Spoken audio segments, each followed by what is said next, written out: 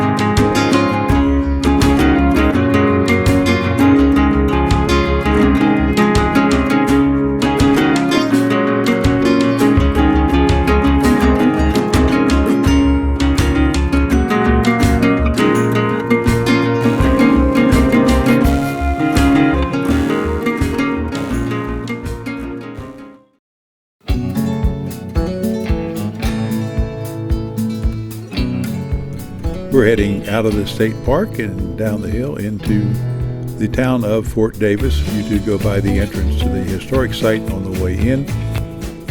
There's a hotel, restaurant, drugstore we had found when we had visited this area before and had a great breakfast there, so we're heading in there to have some lunch.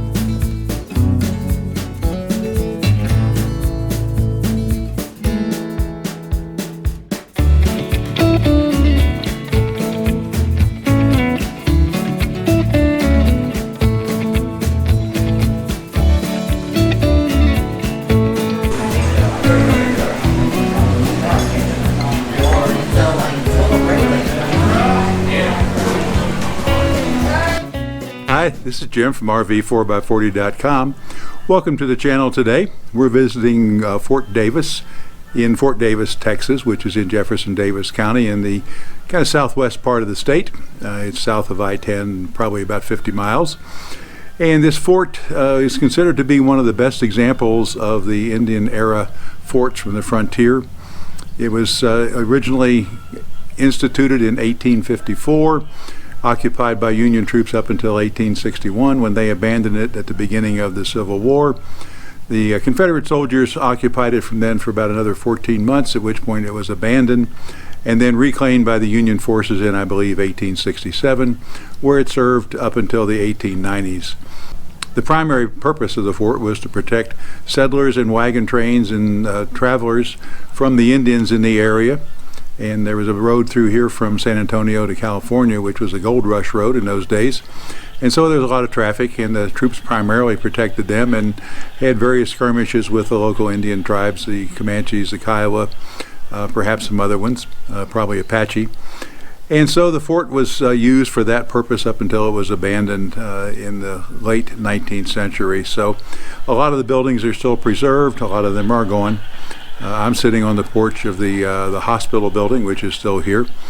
Due to the coronavirus situation, all the buildings are closed to the public, but we've been walking around snapping some pictures. So we'll show you that, and hopefully you get a feel for what this fort looks like today, and you can use your imagination for what it looked like back in the middle of the 19th century. I'm sure the fort was different in those days. Certainly there was a lot more activity with several hundred soldiers stationed here at various times. I hope you enjoy the views.